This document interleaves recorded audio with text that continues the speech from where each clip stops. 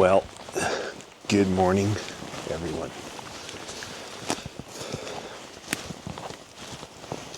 Welcome back to Outlaw Country.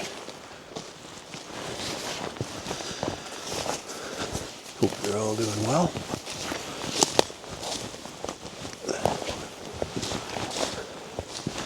So,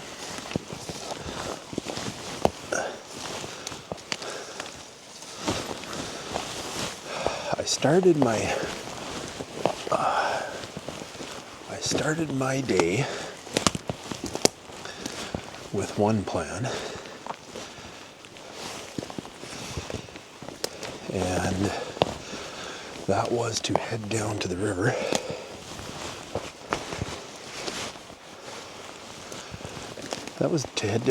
follow the river down maybe a mile or two, and then the plan was to head up off the river to the top of the mountain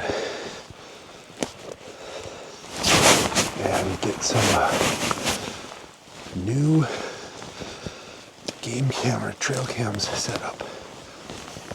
That was the plan. But that plan went to hell in a handbasket.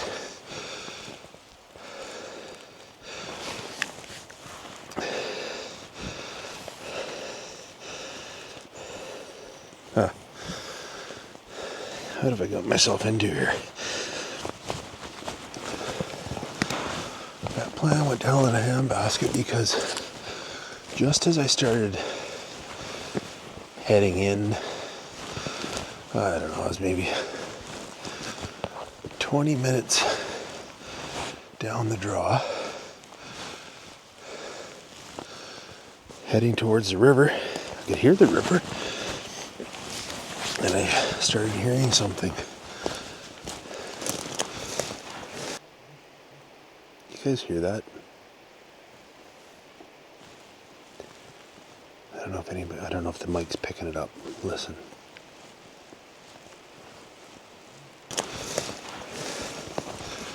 And it was something that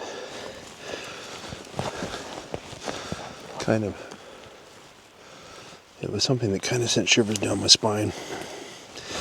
It was, I don't know, kinda, same old story. Sounded kinda like an owl, but not really. And there really shouldn't be any owls.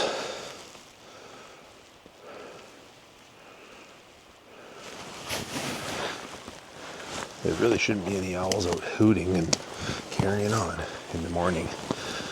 They're more of a nocturnal animal, right? Or a nocturnal bird. Well, I'll tell you what, this is a bit of an interesting spot I'm in here right now, too. So anyways, I heard those sounds, which I don't know if the video picked them up or not. We will find out. I'll find out when I play it back. I heard that and I'm like, yeah, no. I don't need to go in here that badly. So I cut left, started heading north to kind of go around where those noises were. And as I was cutting around to the north, I never heard them anymore.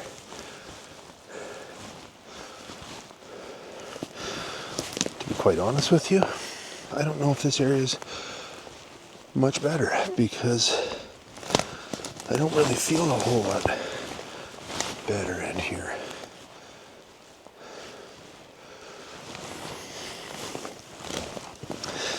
From looking at my maps, this should have been, I should be in some, I should be in some large second growth.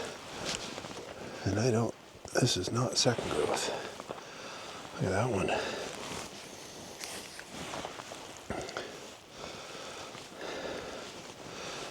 This kind of has a bit of a spooky feel to it.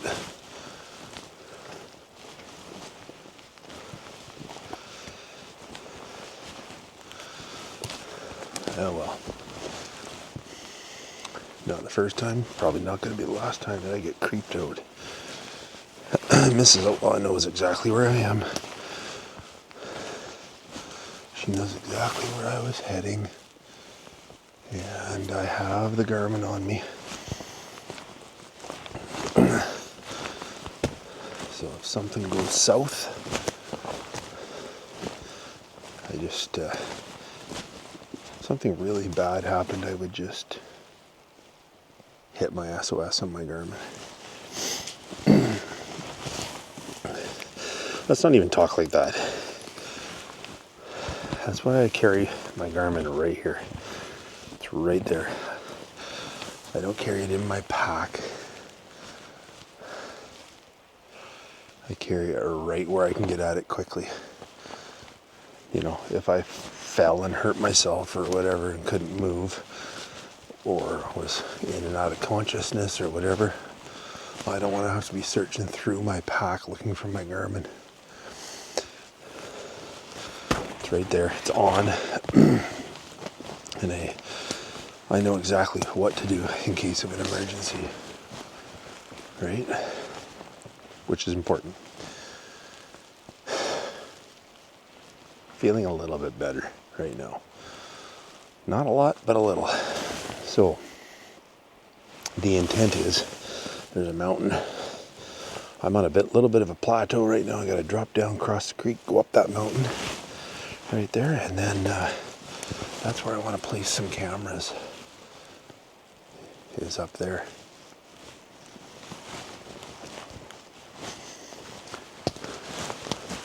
Try to find a good deer path where the deer are really moving.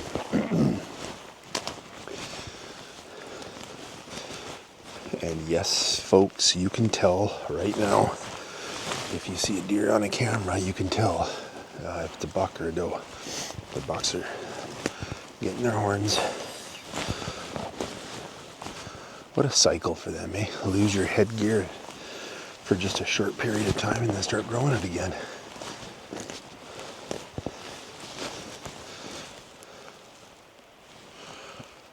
A lot of little trees in here. Anyways, I want to see if I can find a spot where there's lots of deer moving through. It's pretty remote back here, so you don't get a lot of hunters. Most hunters where I live, most are lazy, so they just road hunt. Or they'll sit in a slash, or they'll glass or whatever, but they glass from their truck. And not a whole bunch of hunters get out and hike.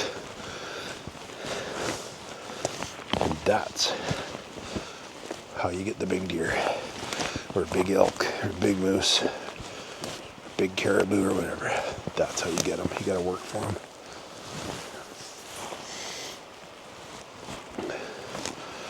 Okay, there's the creek. We're getting there. Don't worry, people. We're getting there. Now we're starting to get into a little bit bigger timber, so.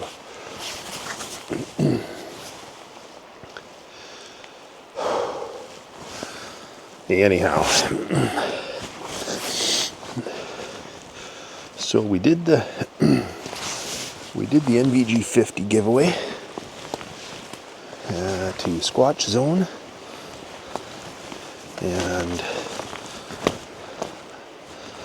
last time I checked, Squatch Zone had not emailed me. So I said I would give them 1 week to email me, and then we go on to another draw. Somebody else gets the opportunity to win. Pretty quiet here. Hear the odd bird now, but pretty damn quiet. So I was got a really pleasant surprise the other day. Surprise phone call. Do you guys all remember Martin?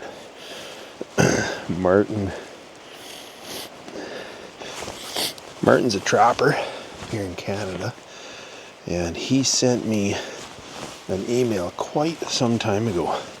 I honestly don't even remember how long ago it was, but quite some time ago.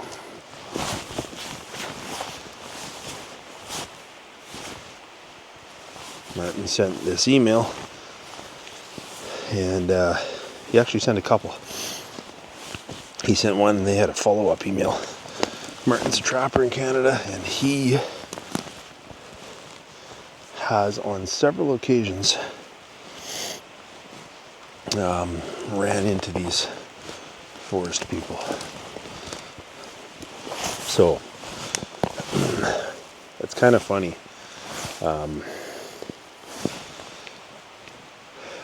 It's kind of funny, some of these old timers. I don't know exactly how old Martin is, but I'm guessing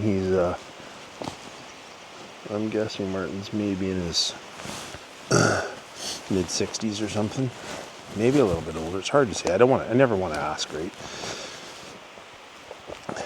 But it's kind of funny because how they talk. He reminds me somewhat of my uncle. A lot of swearing. And I don't really know, when I talk to people, I don't really know what to refer to the Sasquatch people as, or how to refer to them. Bigfoot, Sasquatch, Sabe, forest people, you know, whatever. I don't really know what term to use. But Martin calls them sons of bitches. No offense to the forest people. Don't attack the messenger. But that's what Martin calls them, sons of bitches. And you can just tell the way that he talks. He's a bit of an old soul. Maybe he is an actual old soul. Who knows? Living out in the woods. You can keep yourself, you can keep yourself young just because you have to. You're in such good shape and whatnot. But anyways, had a really pleasant phone call from Martin. Sorry if I talk too much, people. Martin, just out of the blue, I get a call, and I didn't recognize the number or anything, but it was from Northern Canada. I don't want to say exactly where, because I never really asked Martin if I could. But, so I didn't recognize the number, so I answered it. And it was Martin. And at first I didn't clue in. He said, "Hey there, young man, young fella. Hey there, young fella, it's Martin." And I was like, And he goes, "Remember I talked to you there a while ago?" I said, "Oh yes, Martin. How are you, man?" And he said, "I'm doing good. I'm doing good. How are you?" So I said, "I'm doing good." I said, "How's things? Are you out off the trap line?" And he said, "I am out off the trap line. It was a pretty decent trapping fur year."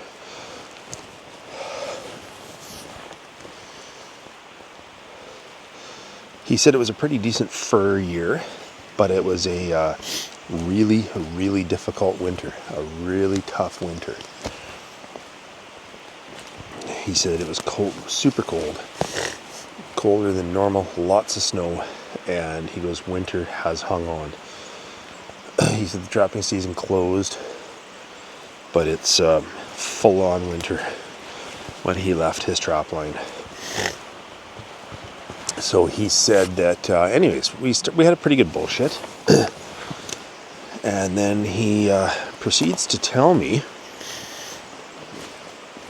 I'm going to do my very best to kind of tell it how Martin told it to me because it was frickin' wild. So he said he stopped running dogs. He stopped running dogs last winter because it was too hard for him to put up enough food for the dogs. So he stopped running dogs and went back to running a snow machine on his trap line. And he said that he said, so sort of my first chore when I get out to the line, my first chore is to try to get a moose. Once I get things straightened away in the cabin and whatnot, he goes, my first chore is to try to get myself a moose. And he says, if I can get a moose, I'll smoke most of the meat. And that moose will last me damn near the entire trapping season. Because it's just him. And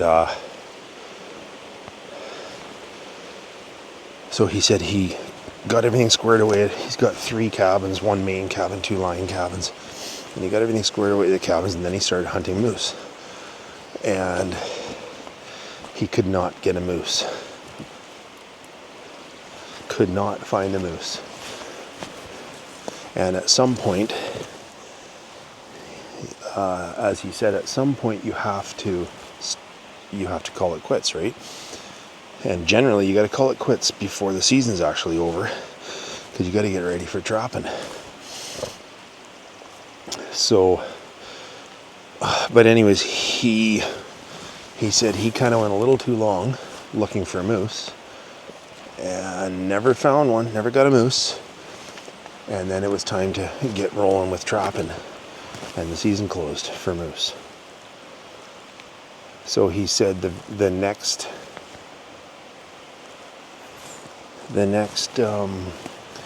animal that he can try and harvest is caribou, right? So he started the trapping season, and kind of put his focus onto trapping and maybe trying to find a caribou. Well, long story short, I mean, I don't want to take away from Martin's story, but you know, there was a lot of side stuff he was talking about. So he's now trapping and trying to maybe find a caribou. And he got a caribou. He got 1 caribou fairly early on. He didn't say exactly when that was, but he goes, I got one caribou fairly early on. And he goes, I fucked up because the caribou were there, obviously, because I got 1. So I should have tried to get a couple of more, but I didn't. I got the 1, and then I focused on trapping, thinking that maybe I could get another caribou at another point in time. And it never happened. And he said that that 1 caribou, if you don't know what a caribou, the size of a caribou is like a big mule deer, maybe. You know, there's not a ton of meat on them. 1 person, if that's all you're eating, it's not going to last you all that long. So he had the 1 caribou, kept on trapping, kept looking for more caribou, and never got another one. So he said it was looking to be a bleak winter as far as food went. So he tried to ration the caribou the best he could, but he said halfway through the trapping season he ran out of caribou. And so he's now down to basically, he goes, now I'm just down to rice. I have noodles, I have some canned goods, but he goes, I don't take a lot with me. So he goes, that's at his main cabin. So he goes up his line and gets to one of his other cabins, and gets to one of the other cabins, and he's checking his line, and he's going to stay there for a day or 2 at that cabin and run the line beyond that one. And he goes, a hell of a storm hit. Bad winter storm. 45, 50 below, lots of snow, zero visibility. So he goes, you can't travel in that. You can't even go out on the line in that, because that's how people die. So he basically did a few things around the cabin or whatnot. He's out of food. He goes, I had nothing left, basically nothing left. A handful or a cup full of rice, and that was it. So he got stuck at that cabin, he said, at this one of his little line cabins. He got stuck there for 12 days. And he goes, in 12 days, I had a cup full of rice. That's all I had. And he goes, I'm not a big guy to begin with. I don't pack any excess weight. So he goes, I was in tough shape. I was in rough shape. And finally, I guess the storm finally broke. The weather finally broke. And but there was a ton of snow. So he was having a hell of a time getting from there back to his main cabin, where he had a little bit of food. So I guess he tried. And I guess one of the worst things that can happen to a trapper, especially if you're that remote or whatever, is he got his snow machine stuck. He got the snow machine stuck real bad. And hiked back to the cabin.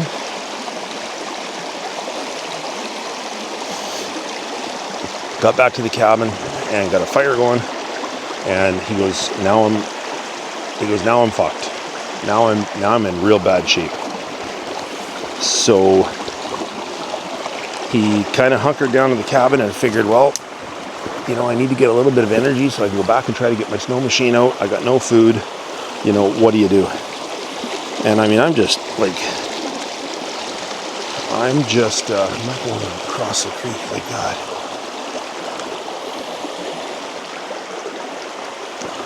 Sorry guys, I'm doing my best to talk and walk here, but I gotta be careful. I'm biting my nails listening to Martin tell me this.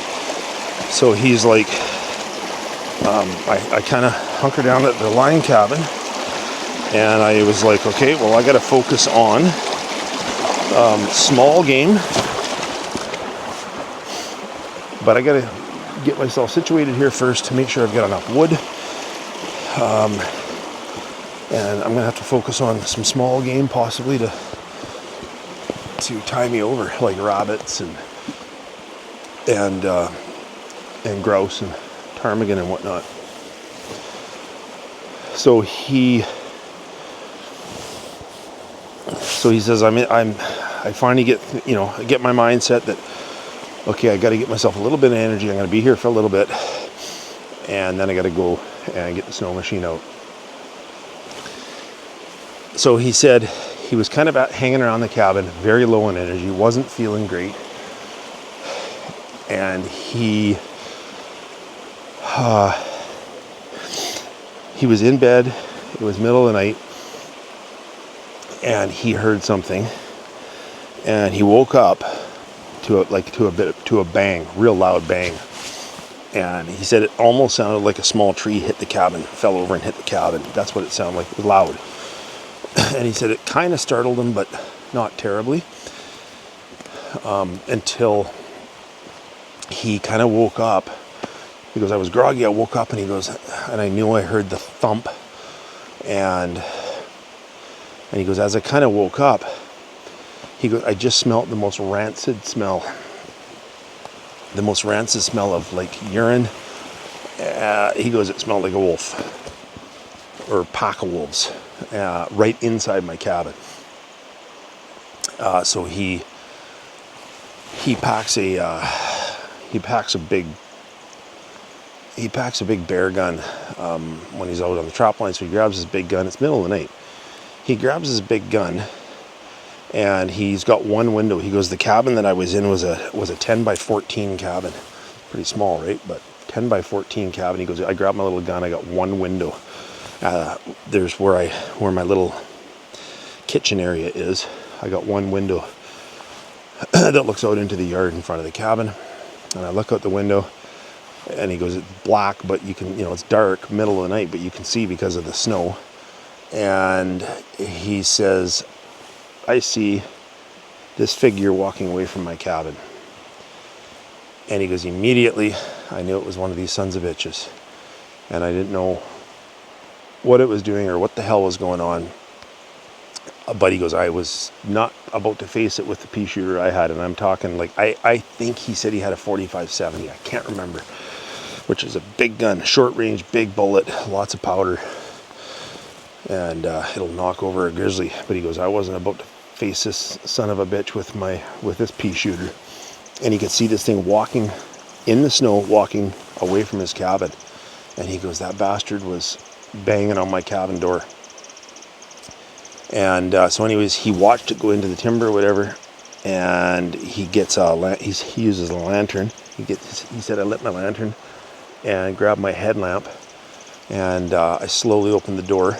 I had the rifle in one hand, opened the door with the other. And I look, and he said, there was a quarter of a caribou laying like 10 feet in front of the door of his cabin. And there's these huge tracks walked right up to his cabin, basically either banged on the door or the wall right beside the door, banged on the door and dropped this quarter of a caribou. And he said, I looked and I saw the quarter of the caribou and the tracks were right there.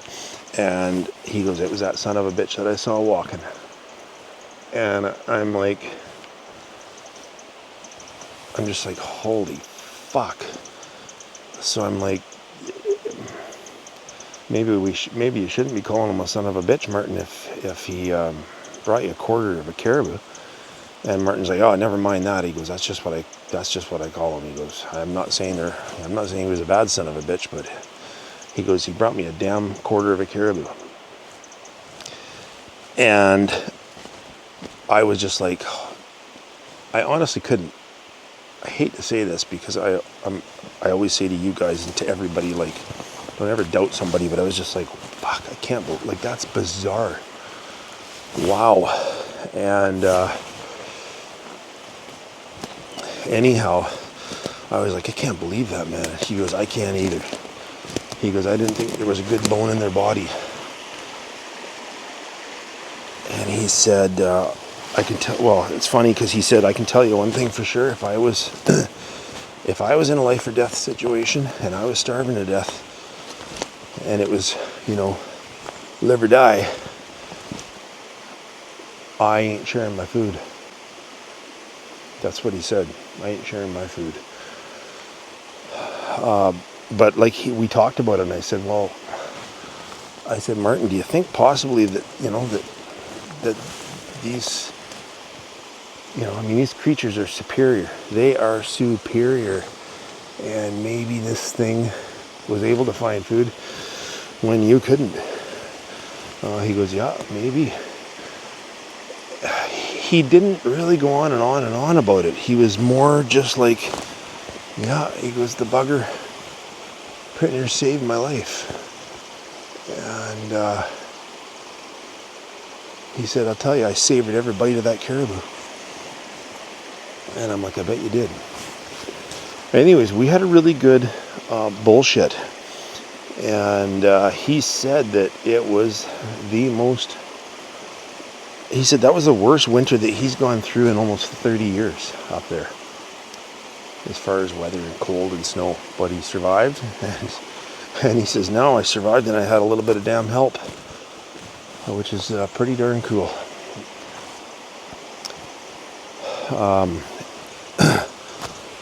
Anyhow, it was awesome talking to Martin again. And he said to me that he is now, so he normally spends the trapping season out in the woods. And then he comes out at the end of trapping season.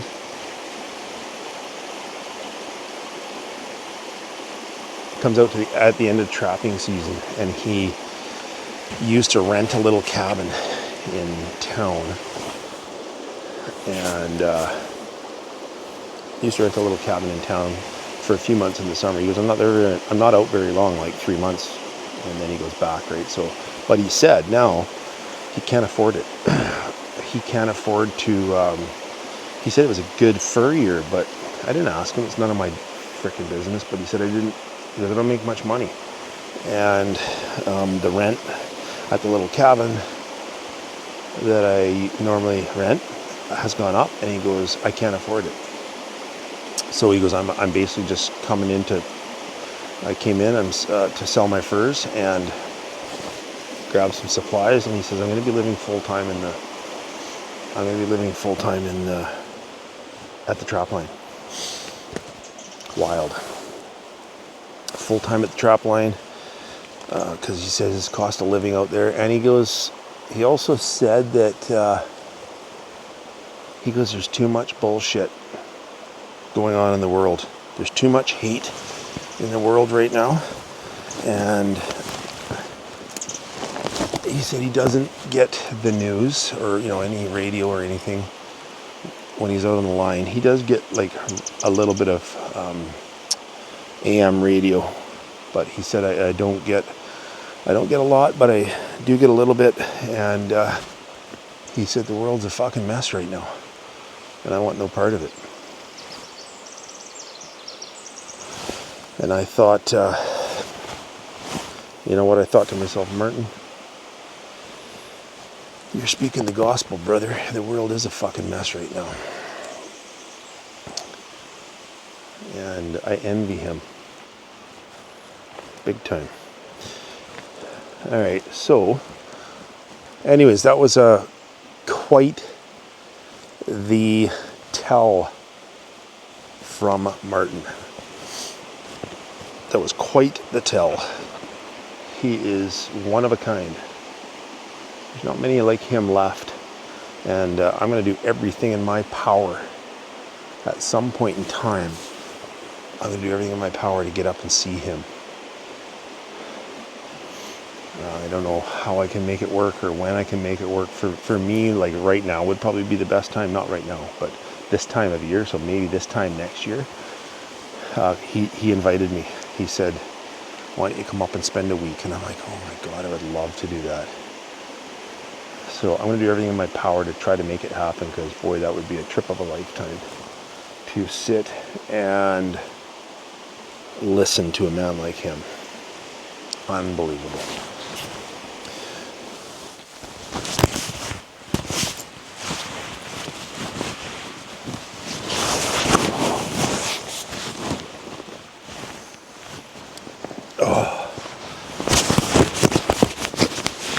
That's better. Let's take a break.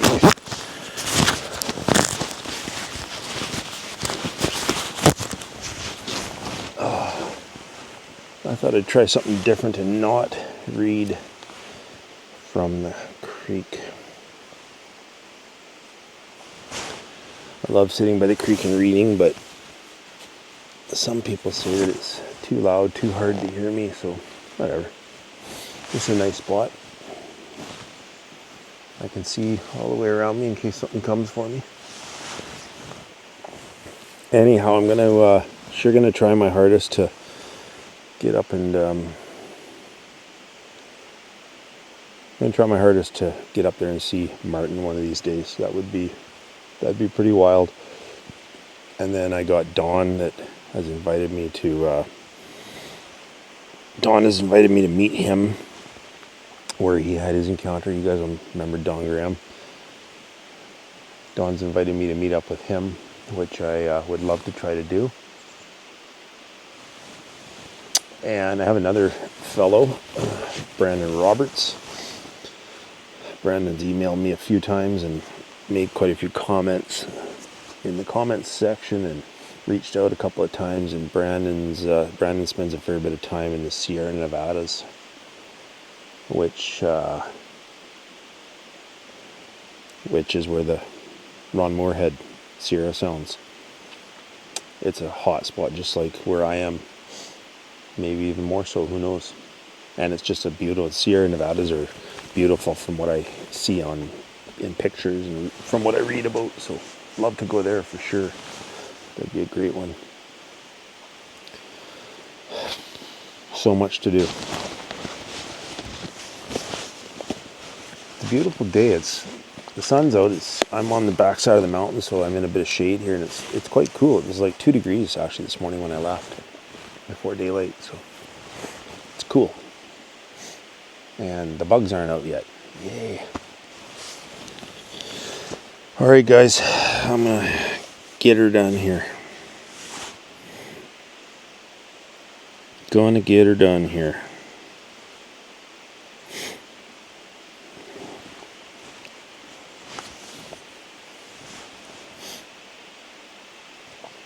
I wonder if that person that says that I'm paranoid in the bush is watching.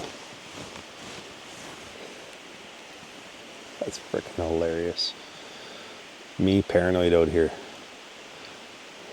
You kidding me? I could literally drop a tarp on the ground right here and go to sleep. I'm just aware of my surroundings. Cognizant of my is that the word? Cognizant of my surroundings. Okay, enough bullshit.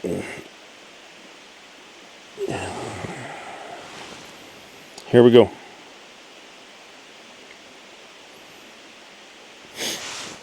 Howdy, Darren. Just wanted to tell you I really enjoy your channel and the beautiful scenery you share. I live in Arizona now after spending 25 years in Northern California. I love spending time in the mountains just as you do. And I've done a lot of hiking in and around the Lake Shasta area. There's been a lot of reports of Bigfoot in those mountains. And I've had a couple wild encounters there myself about 15 years ago. I was on a high mountain trail in July and had spent a couple nights backpacking through the Kettle Creek area. I stopped alongside this little creek to take a break and have a drink. And I rested my pack against a large rock so I could easily get down to the creek and have a drink. The creek was only 10 or 15 feet from where I laid my pack.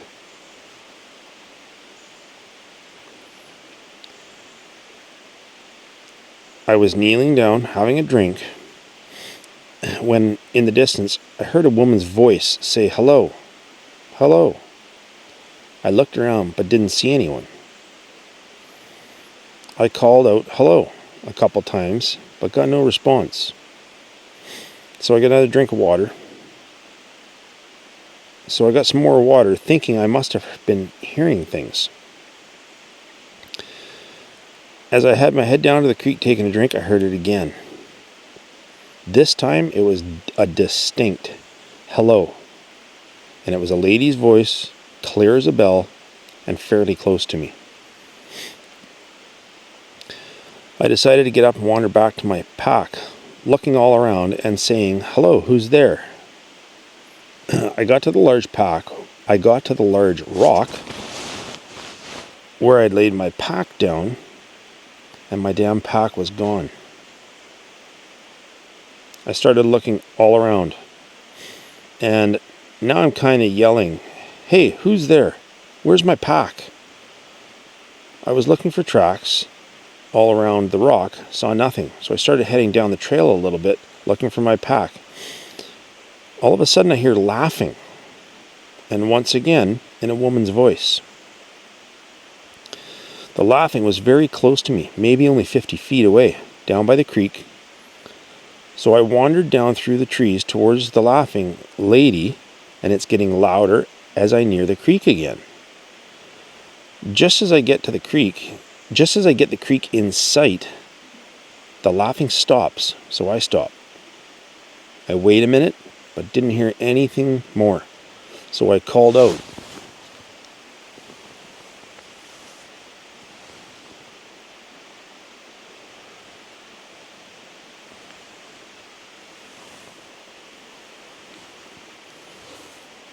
Sorry. So I called out, "Hello, who's there?" Again, no response. I walked another 6 feet to the creek, and there's my fricking pack laying on the bank of the creek. I'm now about 40 or 50 feet at least down the creek from where I first had my drink.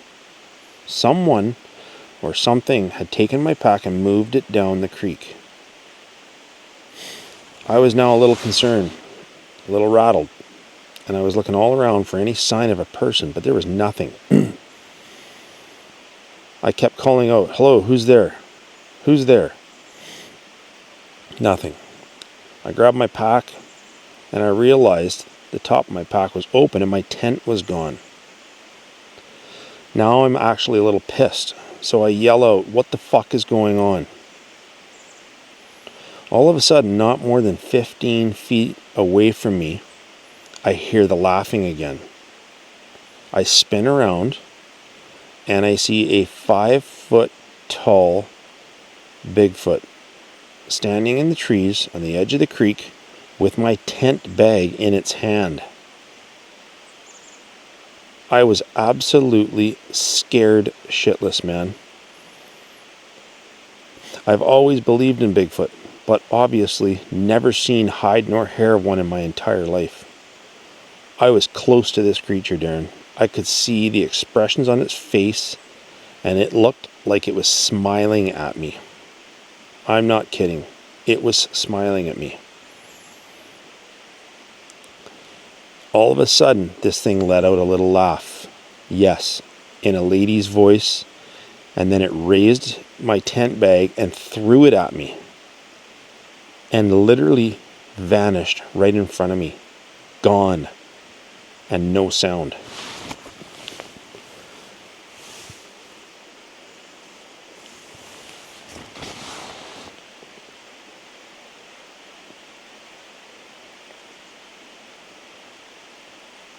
Sorry, you guys, I am losing. Okay, I panicked and started looking all around for this thing. I felt it was still there, but couldn't see a thing. Then I heard footsteps behind me, a couple of branches break. I quickly turn and see another of these beings about 25 feet from me coming right at me. The only weapon I had was bear spray, but at the time I didn't even consider it. This creature was massive, like 7 to 8 feet tall and huge bodied. Your typical storybook Bigfoot. It stopped suddenly and made a very soft whoop sound 3 times. Then I heard footsteps running and branches breaking, and I see the small one run right up to the big one. The big one turns its back to me, takes 2 steps, and they both vanish right in front of me, gone behind a tree that was no more than 18 inches across. Without a sound, they're gone. I don't have to tell you how bloody scared I was now, man. I was literally shaking and hyperventilating. I could barely breathe.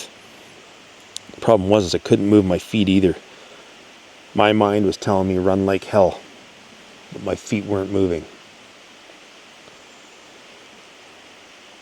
Finally, I was able to reach down, grab my pack, and I took off. I completely forgot all about my tent. I had no intention on stopping and sleeping that night anyways. I walked all night with my headlamp and a flashlight, and most of the next day. I got to the truck at 5 p.m. the following day. I threw my shit in the back and I was gone. I know I did what you're not supposed to do. Walk, panicked in the middle of the night, but I had no choice. That was my only sighting of these creatures up until 2021 in the Kaibab. The Kaibab is a forest, I believe it's a national forest, I believe, in Arizona area, and I know that because it holds some of the largest mule deer in the world, and elk as well. That was my only sighting of these creatures up until 2021 in the Kaibab. Once again, I was out for a hike for 4 days, but this time I had my wife Lori along with me, and she witnessed the entire thing as well. We were at camp after a long day on the trail when we saw a bright blue light in the valley bottom below us. There are no roads around, just hiking trails. I assumed possibly that it was other hikers trying to get to a camp spot. Lori and I were kind of watching it, but really not paying too much attention, as there could very well be other hikers in the area. What did catch our attention was when this blue light, that appeared to be the size of a headlamp, took off at a tremendous speed and was darting through the trees coming up the mountain in our direction. And we knew that there was no trail straight up the mountain to where we were.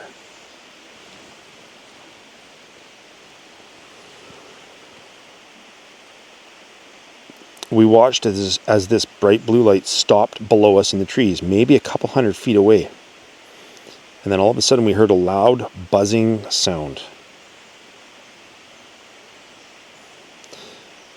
The light went out, and within a second the sound stopped. We heard a long, loud, deep, moaning howl to our right at the same elevation we were at. Laurie was very scared, and I'm not going to lie, so was I. We both had flashlights and headlamps on and were scanning the trees looking for whatever made the howl. And then I spotted it. Another large, dark figure walking up the hill above our camp. I hollered as loud as I could, "Hey!" And I could see this thing stopped, turned and looked at me, and took off directly uphill on a dead run. Within a second, it was gone out of sight. Lori asked what it was, and I just couldn't lie to my wife, so I told her. Needless to say, we both had a sleepless night. First thing in the morning, we packed our shit, broke camp, and headed for the truck. Lori and I do a lot of hiking, usually a trip a month. I've never seen another Bigfoot since, and I don't really know if I ever want to see another one again. I've been doing a lot of reading and research into the Bigfoot, trying to learn more about them. But everything I read, everything I hear, seems like we come up empty-handed. I feel like everyone is just guessing about their origin, their intent, and how they live. And other than the Genome Project, I think everyone is just guessing as to what they actually are. Thanks for allowing me to share with you, Darren. Take care and God bless. Ken White. Thanks, Ken. Wild. The light. The blue light. Heard that a few times now. Orb, light, whatever you want to call it. I've heard that several times. Man, that would actually scare the shit out of you. I don't care how seasoned of a woodsman or outdoors person you are, man or woman, okay? If you're in a remote area, camping or whatever, and you see a light, an odd colored light, way off in the distance, moving around or whatever, and then all of a sudden that thing is flying like at an astronomical speed, I don't care who you are, that's going to scare the living shit out of you. Frickin' hair on the back of my neck standing on end right now, just every time, right? Every frickin' time I come out pretty much and I read, if they're real spooky emails, I get freaked out.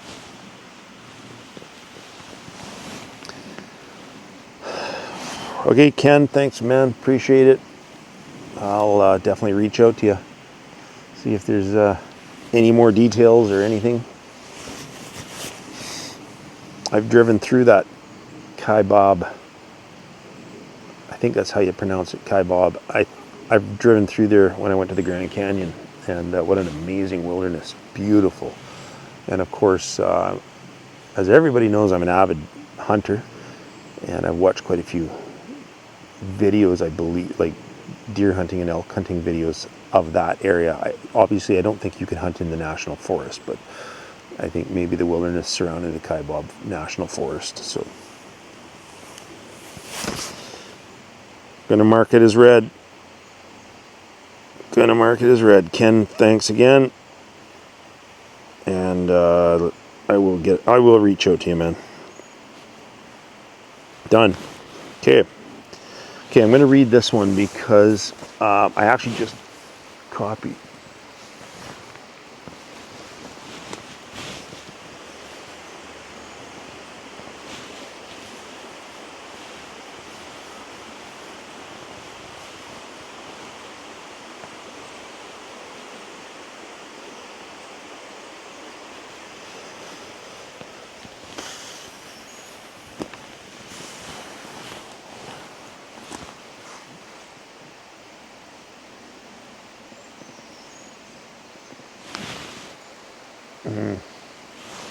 Man, I just heard something.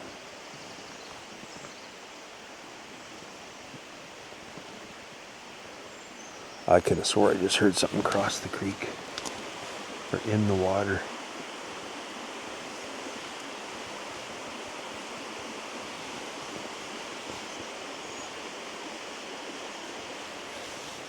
I don't like it. I don't like it.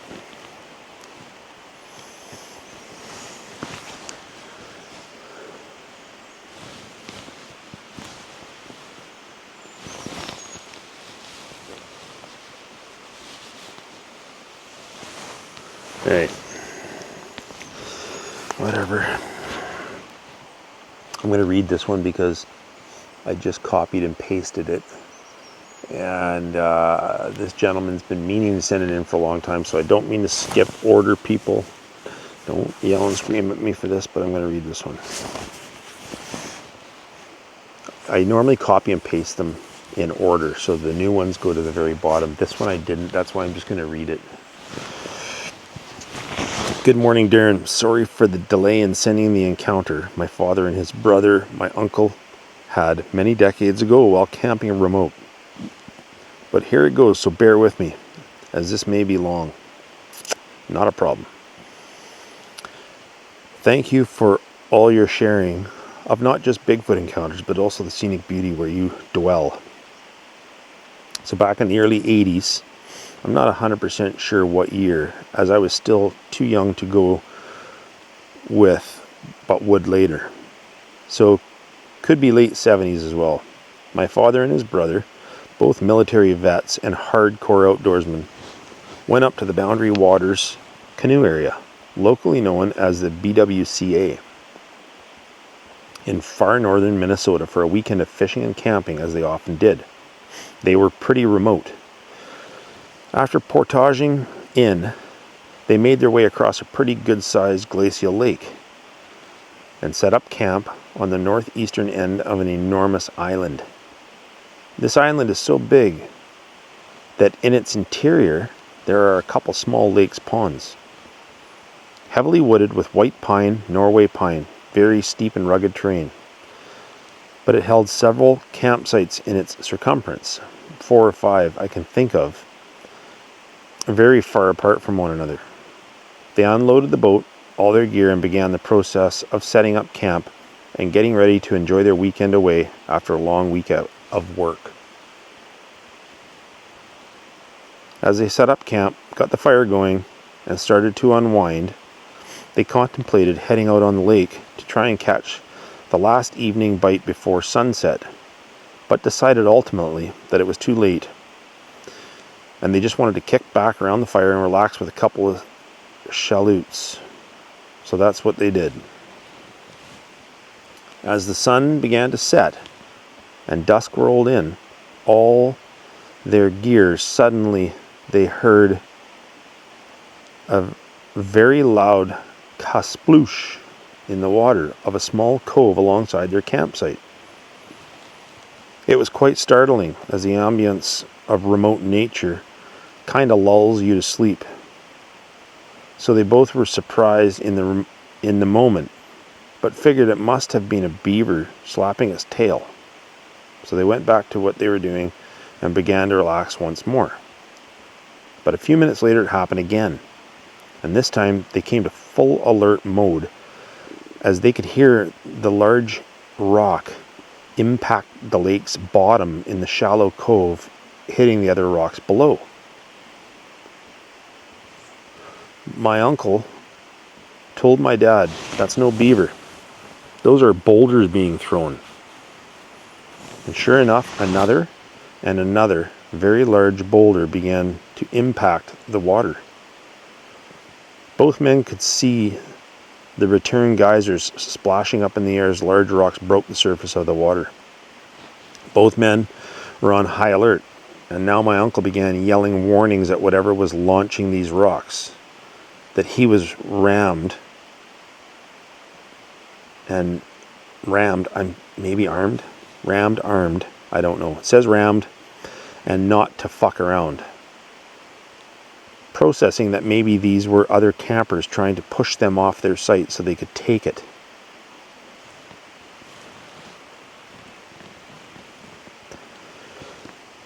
That's all their minds could come up with in the moment. That made sense to them. But his shouts of warning went unheeded, and more large rocks, bigger than bowling balls, hit the water. Now, my uncle always carried his .357 everywhere he went, including remote camping. So he unholstered his weapon and informed my dad he was firing a warning shot. The shot rang out as darkness fully engulfed their campsite, and according to both men, immediately after, all hell broke loose. The woods around them exploded with crashing and the sounds of breaking timber, like a bulldozer was just destroying everything. And then came a roar, scream like they have never heard before, that set into motion events that neither ever forgot. My uncle told my father to grab their tarp and a flashlight while he held steady with his weapon on the incredibly scary sounds coming at them from the dark, and they made the decision to jump in the boat and abandon camp in pitch dark, heading out onto the water to escape whatever didn't want them there. Now at this time my father and uncle didn't know, but a very severe weather system was moving in from the west as they made their way slowly in the dark across the lake. But back home, my mother would recount that night, stating she and my uncle's wife were on the telephone discussing the warnings being flashed across the television set for the exact area their husbands currently were, and were very concerned not knowing what was unfolding at their camp. No way back then to communicate remote, so they sat home with us children praying for safety.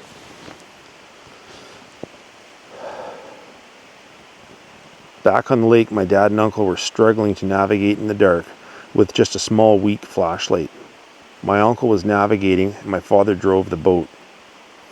They could now see the storm coming from the west, and said the night sky flashed greenish lightning continuously. Then the rain started, and wind picked up as they tried to find shelter in a new location.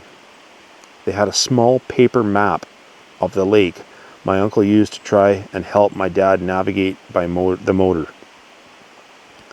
My dad later told me it literally felt like hell was coming with that storm as they were on the dark lake. My uncle told my father to pull up on what they perceived to be the north mainland shore of the lake, so he did.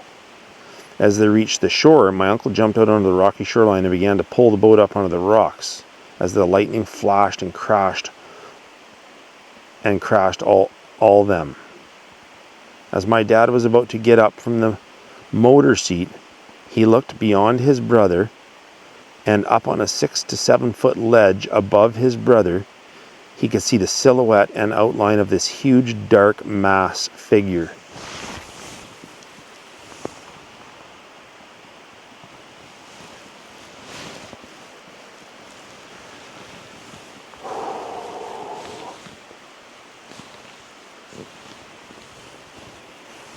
standing on the ledge in every lightning flash. My father screamed to his brother to push off and get back in the boat. My uncle was confused as my father frantically pointed behind him. My uncle later told me his entire body went to wire like being slightly electrocuted once he realized that what my dad was saying and gesturing. He launched the boat off and jumped in, and they once again set off using the lightning to navigate through the increasingly severe storm as the rain and wind pummeled them non-stop. After a while, they finally made their way across the lake and landed the boat mid-storm on a steep, shale, rock-sloped shoreline and made shelter under tarp after securing the boat's bow line. For the next few hours, they laid and prayed under the tarp and waited the storm system out, both soaking wet, in shock and confusion until daylight finally broke, bringing an incredible calm, sunny lake like glass morning they arose to greet.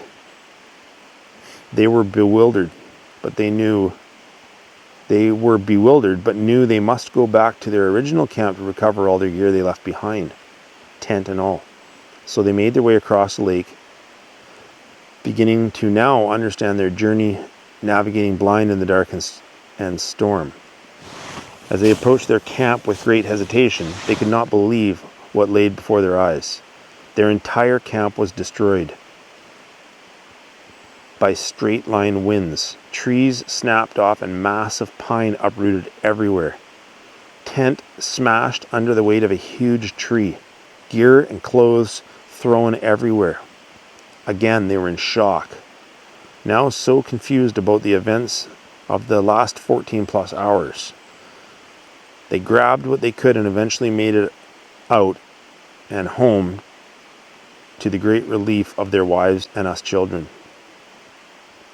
My father told my mother what happened up at that lake, as did his brother tell my aunt, but neither told us children. My cousins and I, until we were in our early teens, and had been to this exact lake many, many times over the years since that night. We always went up together. I grew up on that lake and never knew. Our fathers did not want to spoil our love for the outdoors and fishing that lake. Once we were told, we never doubted our dads once ever. But I did make their mistake of excitedly telling some of my peers as a teen, and I was mercilessly teased and even bullied for it. My dad was a career barber and only ever spoke of it if one of his closest clients asked or told my dad their take on Bigfoot.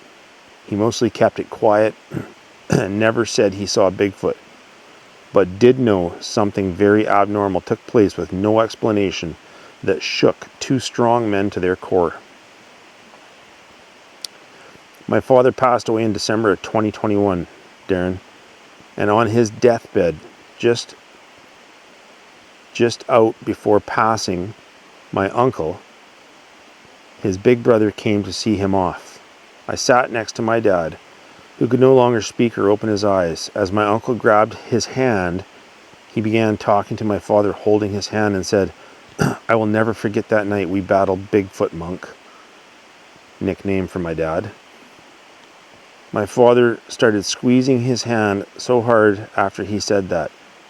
My uncle had to pry his fingers open to release that grip, Darren. I had never in my life, growing up hunting, fishing, camping, deer shack yearly, ever heard my uncle speak, not only to my father about that night, but never heard him speak it in general. Let that sink in for all you naysayers who insist on ridiculing those who have had encounters with something you don't understand that scares you. Insecure pricks. Sorry, but that upsets me so much, knowing that my father's truth. And to be perfectly clear about my feelings on this subject, had my father and uncle stayed in that camp that night so long ago with nothing happening,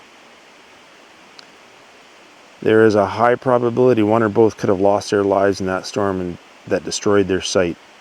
So maybe, just maybe, they got pushed out that night to save them from impending doom rather than to harm them, as it did not. One odd thing that they learned was the first time they left camp and began navigating to seek shelter, they ended only about an eighth to a quarter mile on the opposite northwest side of the island, almost directly across from their camp they had just abandoned, when my father saw that figure above my uncle in the lightning flashes. Pretty ironic, hey? Anyway, I'm sorry this is so long, but every word is true, and I know it. I write this in tribute to my father, the man who taught me everything outdoors, and who played music for 27 years, giving me my love for the music to this day. This is for him, my uncle, and everyone out there who has been doubted and ridiculed into silence. I salute you all. Thank you, Darren, so much, and all my best to you and yours. Rock on. Craig from northern Minnesota. Holy mother. Like, I don't even know how to explain what I'm feeling right now. I don't even know how to explain it.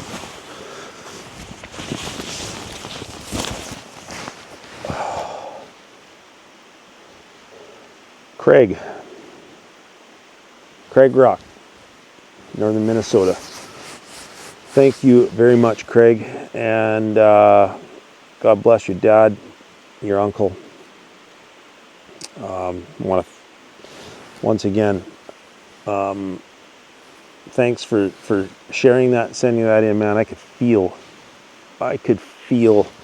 your sincerity and your anger towards people that ridicule, and your sincerity in the story, the love for your dad and your uncle, your love for the wilderness. I could feel all that in that email, man. Well done. They're never too long. People don't like it, they can piss off. I will never cut anything out. I will read it as it's written. So I appreciate you, man, so much. And yeah, isn't that something else? You know, I did not read Craig's email. I just copied it because it was long, and I just copied it from my email. I copied it and then I pasted it to my notes because I have no service out here. So I didn't read Craig's email at all. I generally don't pre-read them. I can't. I don't have time. But isn't that ironic that Craig said he thinks that possibly the being was trying to warn his dad and uncle to get out of there. Could have maybe harmed them, but didn't. And then, you know, they see the other one on the bank sort of telling them not to beach their boat, is what he thinks, right? Nobody knows that, but that's what Craig thinks, and it does make sense to hear that. And then 15 minutes ago, or whatever, however long ago, I tell you guys about the call, the phone chat that I had with Martin, and Martin has a quarter of a caribou thrown on his frickin' out in front of his cabin, at the steps of his cabin, in the remote wilderness, in the middle of frickin' nowhere, that he feels probably saved his life and kept him from starving to death. I don't know. My mind is going a million miles a minute right now. Craig,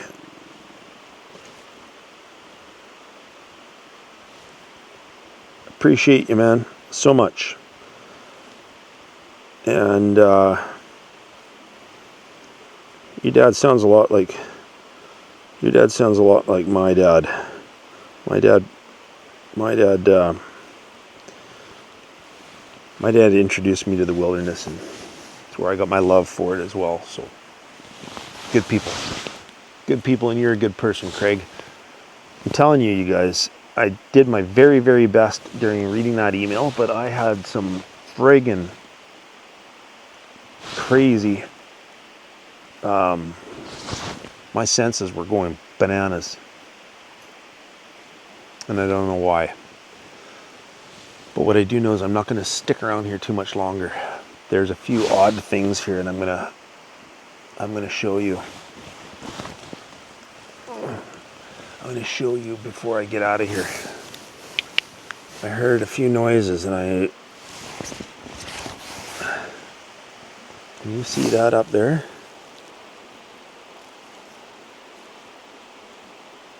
Hang on. It's gonna be a long video, people. I'm sorry if you don't like it. See those trees? There's like 3 or 4 trees leaned up against each other. And I could have swore that I heard something cross that creek.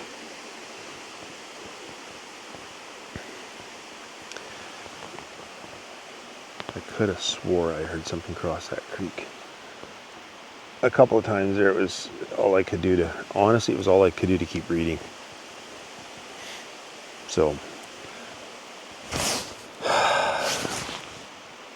I'm going to put my pack on and I'm going to mosey through here. I've spent enough time here. So, I'm going to be on my way.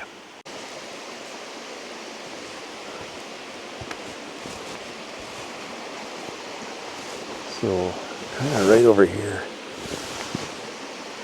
is where I thought I heard something.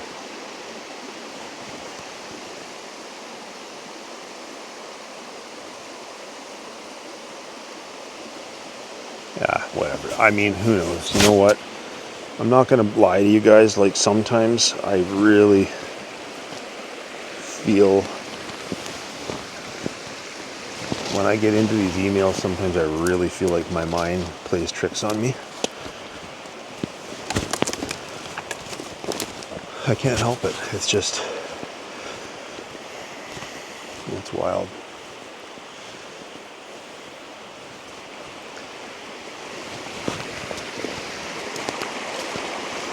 It's funny. I get, like, it's kind of spooky.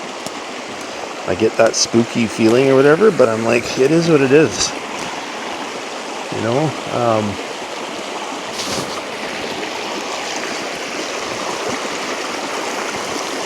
Remember, as I said to you guys, said to many times how I believe in fate. I just do. I believe in fate. I believe that all things happen for a reason. I believe that many things are predetermined. So I just don't worry about it. You know what I mean?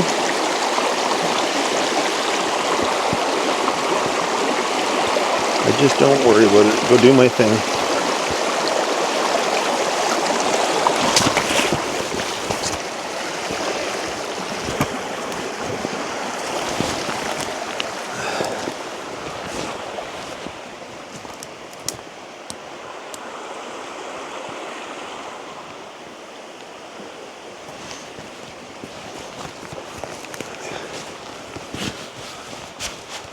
I just go do my thing and I pay attention to my surroundings.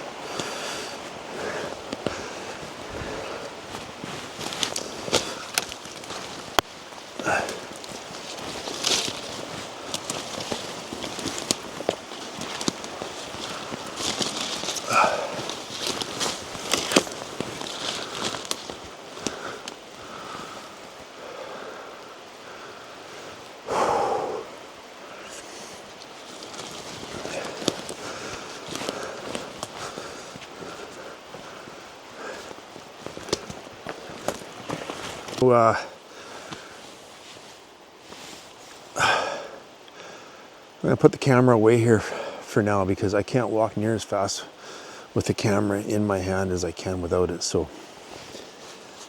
I'm going to end the video here and try to get to the top of the mountain here, get a couple cameras set up and get the hell out of here.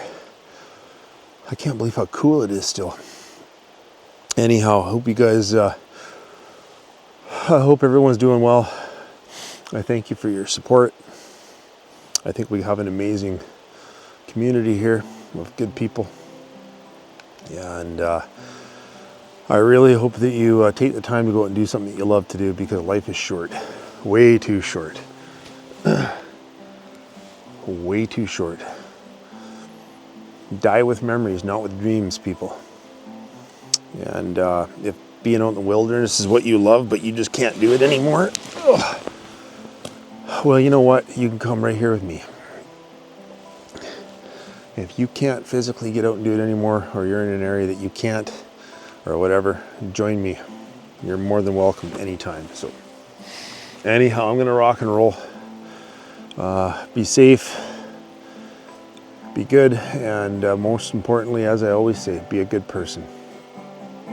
Right? Just be a good person. It's a way better way to live your life. So, okay, I'm out of here. Next time you see me, I'll maybe throw a video out from the beaches of Maui. We'll see. Something else. I go from the mountains of British Columbia to the beaches of Maui.